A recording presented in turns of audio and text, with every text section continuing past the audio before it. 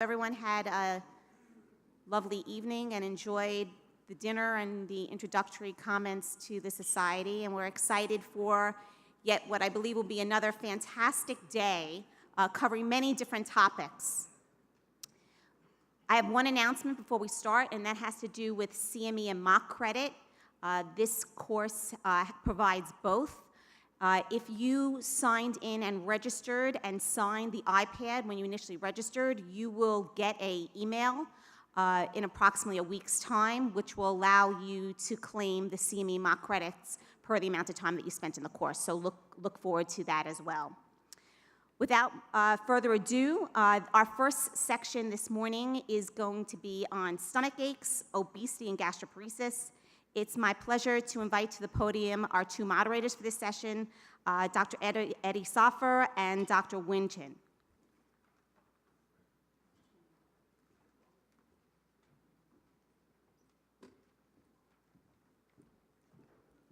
Good morning, everybody. My name is Ninh Nguyen. I'm from UCI, and Dr. Ed Soffer here is from USC. We're the co-moderator for this session. So two of the factors that contribute to reflux includes obesity and gastroparesis. So that's the topic of discussion for today. And I'm going to ask my first speaker to come up, Dr. Leena Khaitan, who's currently at Case Western. She's the bariatric surgeon there, and she's going to be discussing with us intervention for GERD in the obese and the post-bariatric patient.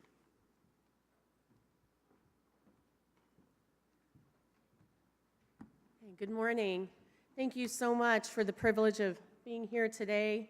This has been an amazing day and a half, and really an honor to speak at this society. I'd like to thank Dr. Mittal, who had initially reached out to me and the board for inviting me to be here today. And hopefully I can share with you a little bit, expand on some of the things that were mentioned yesterday about obesity and the management of GERD, and then talk about how we manage some of this after bariatrics. I do have some disclosures. And do receive research support from Thorax, and I'll be discussing some of that today. Over the next 15 minutes, we'll go over obesity and its effect on reflux disease, outcomes of anti-reflux procedures in the obese patient, excuse me, and the management of reflux after weight loss surgery, focusing on workup, outcomes, and then some of our own experience I'll be presenting at SAGES in a couple of weeks. As you all know, GERD's a common problem. Obesity is an even more common problem, and many attribute the increasing BMIs to the increasing GERD incidence. And in fact, if we look at the trends of reflux over a decade and then obesity over a similar time frame, we see that the lines are very parallel. So what are the mechanisms of reflux in the obese patient? Well, first of all, there's the increased abdominal pressure and an increased risk of hiatal hernia. We heard a lot about that in our physiology talks yesterday. And these patients may have a delayed esophageal transit time. They've identified pressure measured using the HRIM in the distal esophagus, increased transient LES relaxations we discussed yesterday with the effacement of the LES. And then, of course, there's the lifestyle component. Patients may make some poor food choices that do affect the cytokines within the GI tract, and then, of course, the quantity of food may affect some of the reflux in some of these patients as well. This study that was done and presented by Dr. El Sirach, he did a nice editorial talking about the relationship between abdominal girth and GERD, and you can see that there's a linear relationship between that abdominal girth and the presence of GERD symptoms. And then Dr. Patty did a very nice study where he looked at reflux and obesity and studied the pathophysiology of this disease. And these are the things that he observed. For every 5-point increase in BMI, the Demeester score went up by 3 points. A greater BMI is associated with a higher LES pressure and higher contraction amplitudes. He noted that the BMI was independently associated with the severity of the reflux, and in most morbidly obese patients, reflux occurred despite having a normal LES and normal motility.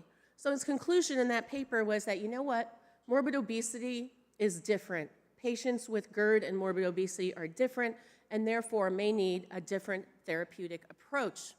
And of course, we're going to hear more about this later today, but the relationship between obesity and Barrett's and the increase in esophageal adenocarcinoma over the last couple of decades. And so this behooves us to ask these following questions. You know, in this particular population, how much of their reflux is really affected by their body habitus, and how much of it has to do with the pathophysiology that we discussed yesterday with abnormalities in the LES, the presence of a hiatal hernia, and those things. And so then, if I'm going to manage reflux in these patients, do I want to manage the obesity? Do I want to address the GERD? Or do we address both? And so I'll spend some time talking about these aspects. And actually, Dr. Patty wrote a very nice editorial around 2010 saying, gastroesophageal reflux disease and obesity, fundoplication or bariatric surgery. So this is something that's debated in the literature almost for the last decade. So let's talk about Nissen in the obese, standard anti-reflux procedures. How do they fare? Well, in 2001, Dr. Ratner first noted that patients who were obese had an exponential increase in their recurrence of symptoms following anti-reflux surgery. And since that time, the literature has been riddled with a bunch of articles echoing this observation.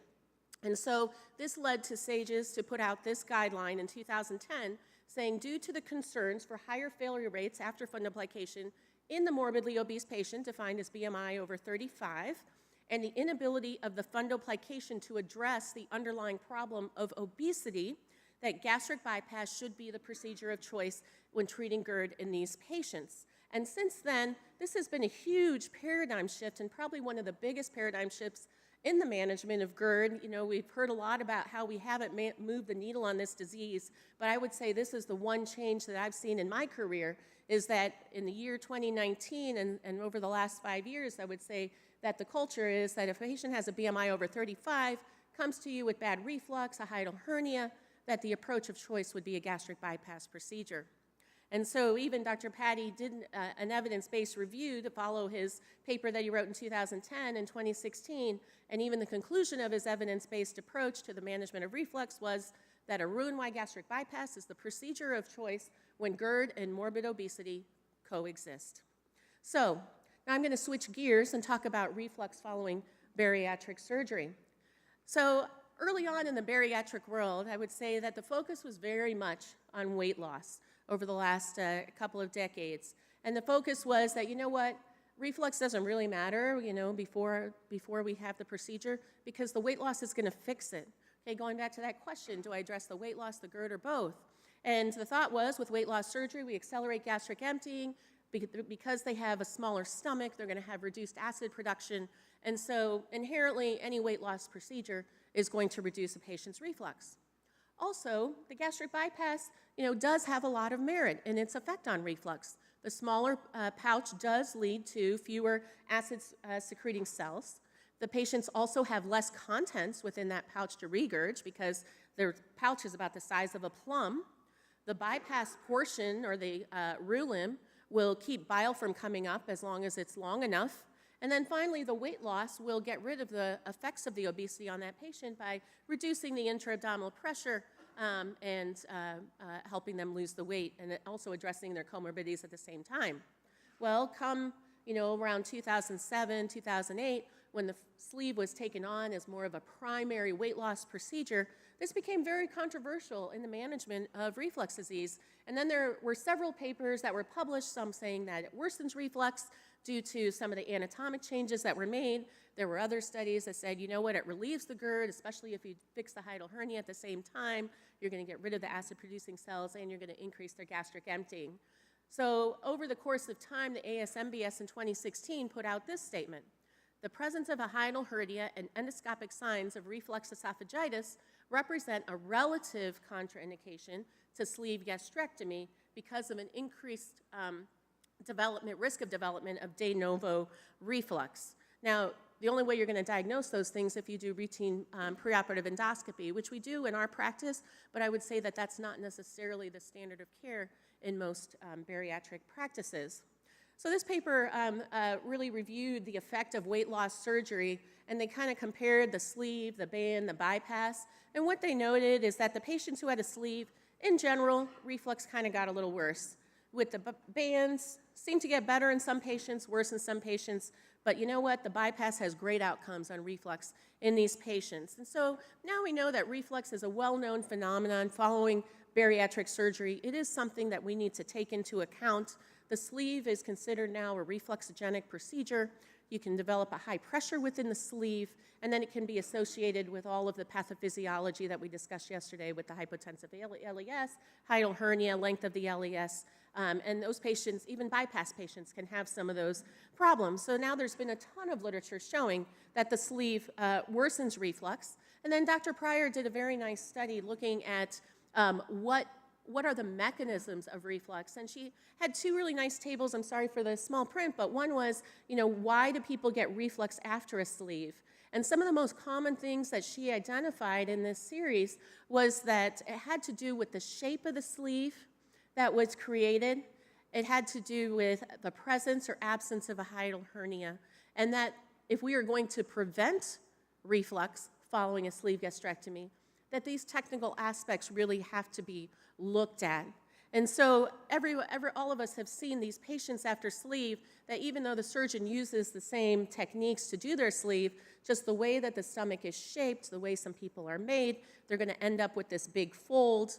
Sometimes the sleeve, if the stomach is not adequately mobilized off the crus, the patients will be left with a retained fundus or the dreaded narrowing at the incisura, which is a very, very difficult problem to overcome in these patients. And honestly, reflux after sleeve has become kind of its own field practically.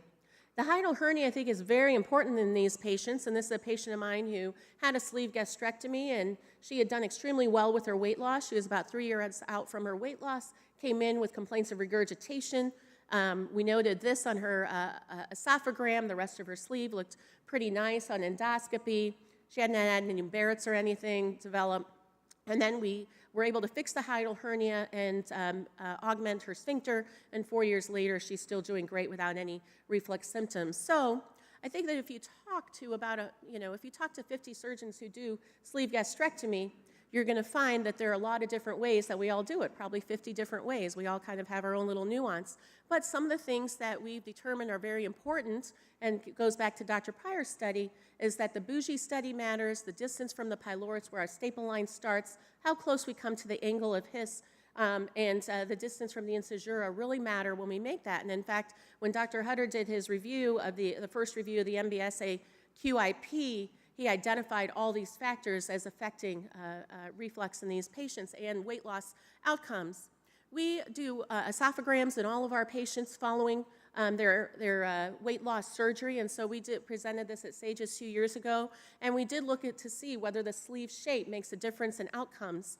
And again, looking back at using the same technique to make our sleeves, sometimes you still end up with different shapes depending on the traction and recoil. And we started to pay a lot more attention to this, but essentially the lower pouch or the hockey stick shape seems to have the least reflux associated with it. And we've also done some endoflip in these, and we're still studying that to evaluate the shapes of our sleeves and how this affects outcomes with reflux. So with all of this in mind, I think an ounce of prevention is really worth a pound of cure. And what do I mean? Well, the standard clamp is a new device that's out there for us to create the sleeves, because traditionally we make it alongside a bougie or with endoscopic guidance. This clamp allows us to put a single line. If you look at this picture here, there's a little bit of clamshelling, and it all has to do with how much traction we put on that stomach when we create our sleeve.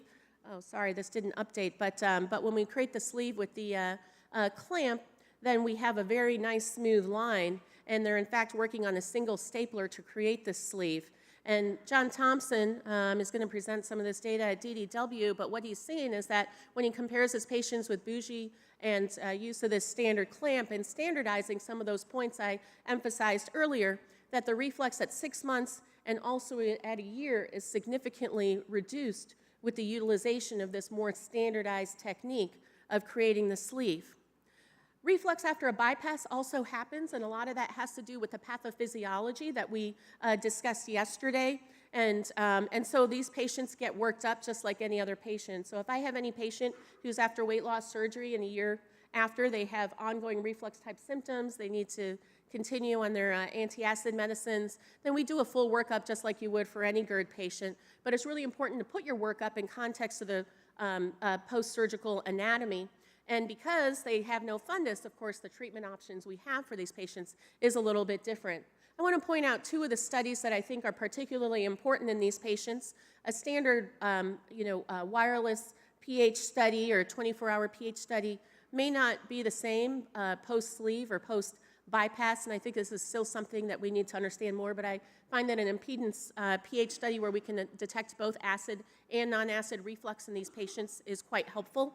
And of course, the LES, we discussed yesterday what important part of the mechanism of reflux this organ is. So this is where esophageal manometry comes in, and I think that this test really helps me to guide how I'm going to manage the patients, because traditionally, if a patient post-sleeve, I'll focus on reflux post-sleeve now, the trigger response is, well, you have reflux after your sleeve, will convert you to a bypass. But I think manometry allows us to do a couple different things, and I'll share with you a couple of tracings. This is a patient who had a sleeve, and you can see on this manometric tracing has a hypotensive LES, has a hiatal hernia, and then you can see that with the high-resolution manometry that there's a little higher pressure between the LES and the hiatus, and these patients typically will come in complaining of choking, regurgitation at night, or some dysphagia and food sticking in that little pouch area.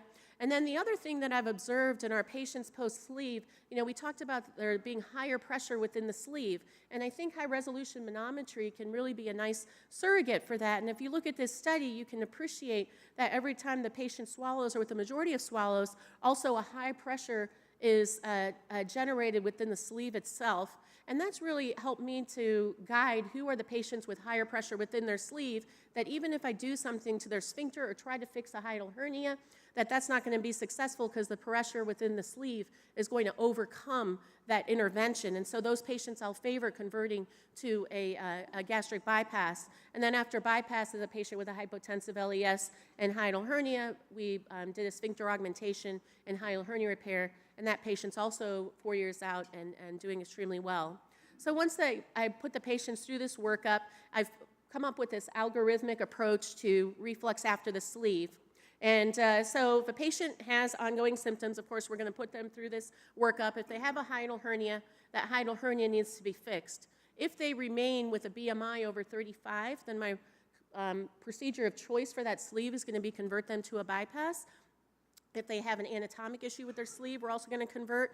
But then if their sleeve morphology is normal, then we can do some different things to address that LES. And if we look at our LES toolbox after weight loss surgery, we have sphincter augmentation, we have radiofrequency ablation at the LES, and then some of the newer things that are coming out and still needing to be researched are what we heard about yesterday, the endostem, and then the arms or mucosal resection, and more to come, but I'll focus on the top two interventions.